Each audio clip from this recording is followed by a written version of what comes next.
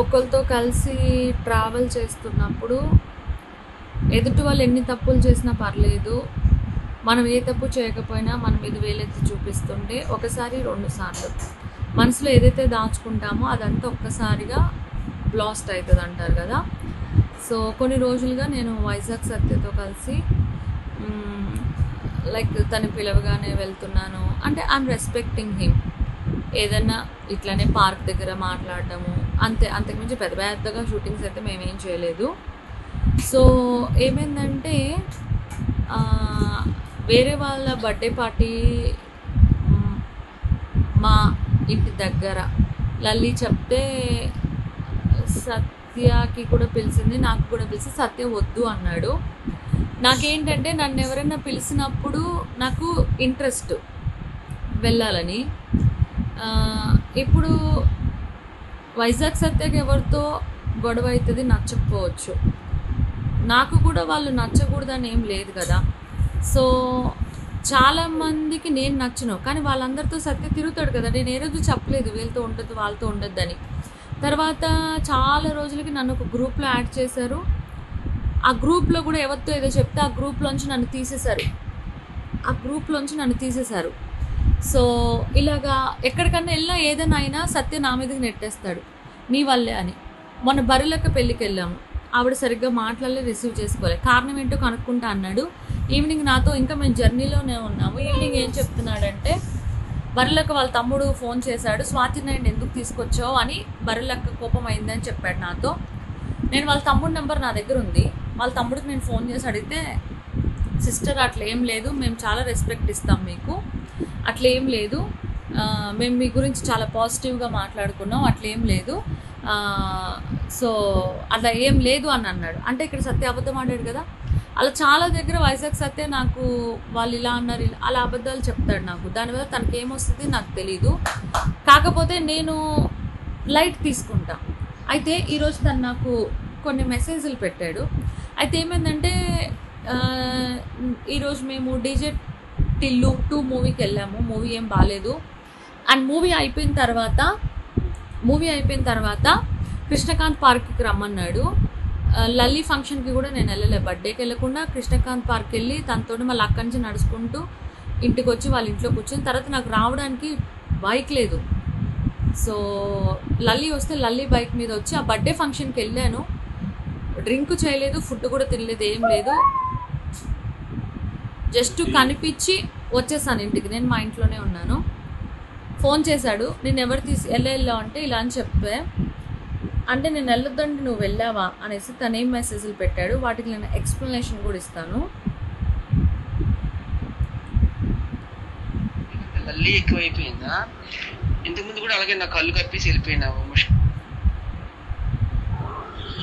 కాదు స్వాతి, నీకు వైజాగ్ సత్య కంటే లల్లి ఎక్కువైపోయిందా?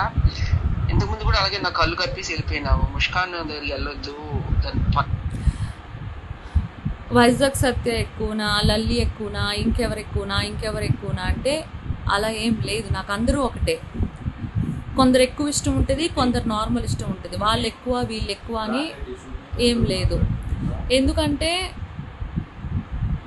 ఫస్ట్ పాయింట్, నాకు ఎవరు ఫ్రెండ్స్ లేరు. ఎవరి నెంబర్లు నేను సేవ్ చేసుకుని వాళ్ళ స్టేటస్ నేను చూడడం, నా స్టేటస్ వాళ్ళు చూడడం అట్లా కూడా ఏముండదు. ఎందుకంటే ఒకరి వల్ల నేను బాధపడొద్దని నేనే దూరం ఉంటాను అందరికీ.